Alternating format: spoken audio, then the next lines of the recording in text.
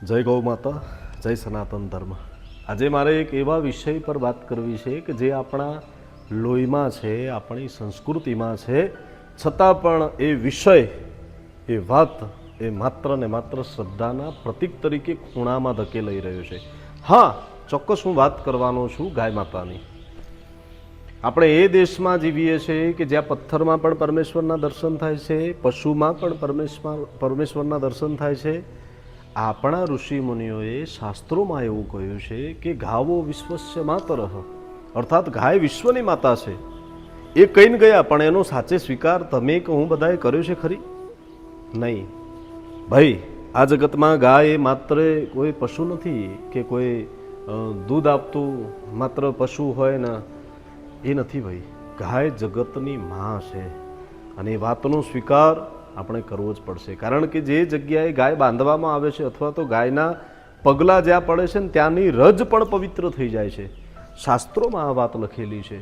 આપણા ઋષિમુનિઓ, આપણા શાસ્ત્રો, આપણા વેદો કોઈ જગ્યાએ ખોટા નહોતા।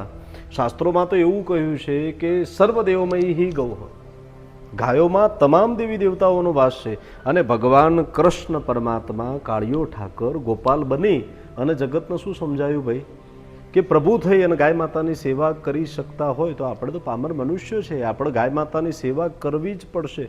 વિજ્ઞાને સ્વીકાર કર્યો છે કે જ્યારે ડૉક્ટર હાથ ઊંચા કરી લે ત્યારે ગૌમૂત્ર, ગાયનું દૂધ એ જીવલેણ રોગોમાંથી પણ બચાવવા માટેની એક અક્ષીર ઇલાજ છે, અમૃત છે એ જગ્યા પર।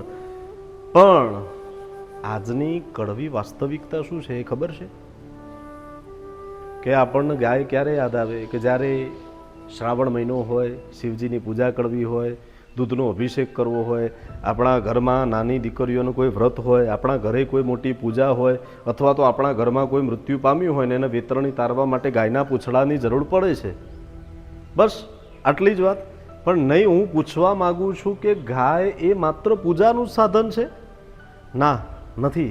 એ સાક્ષાત શક્તિનું રૂપ છે।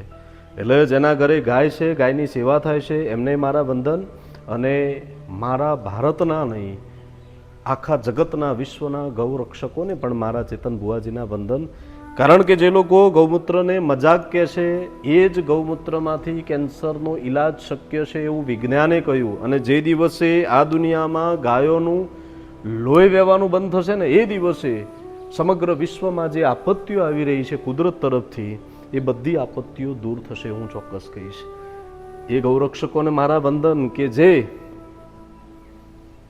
દેશની સરહદ પર રક્ષા કરી રહ્યા છે। આજના જવાનો આપણા આર્મી છે, બીએસએફ છે, સીઆરપીએફ છે, ફૌજી ભાઈઓ છે, એમને પણ મારા વંદન। અને એક એવા રક્ષકો જે આપણા સનાતન ધર્મની રક્ષા કરી રહ્યા છે એમને પણ મારા વંદન। કે ટાઢ તડકો તાપ, રાત દિવસ પોતાના પરિવારની ચિંતા કર્યા વગર, પોતાના જીવની ચિંતા કર્યા વગર ગાયોને કતલખાને જતા બચાવે છે એવા શૂરવીરોને મારા વંદન છે। અને હા, સનાતન ધર્મ એ વાતનો સાક્ષી છે કે વીર વત્સરાજ ભાથીજી, સ્વયં ગોગાજી મહારાજ ગાયો બચાવવા માટે, ગૌધન બચાવવા માટે પોતાના મંગલ ફેરા અધૂરા મૂક્યા છે અને ગાયોની વારે ચડ્યા છે, શહીદી વરી છે, વીર ગતિ પ્રાપ્ત કરી છે અને આજે દુનિયામાં ભગવાન થઈને પૂજાય છે। તો સનાતનીઓ જાગો, હવે જાગવાનો સમય આવ્યો છે। જય શ્રી કૃષ્ણ, જય ગોપાલ, જય ગૌ માતા, જય સનાતન ધર્મ।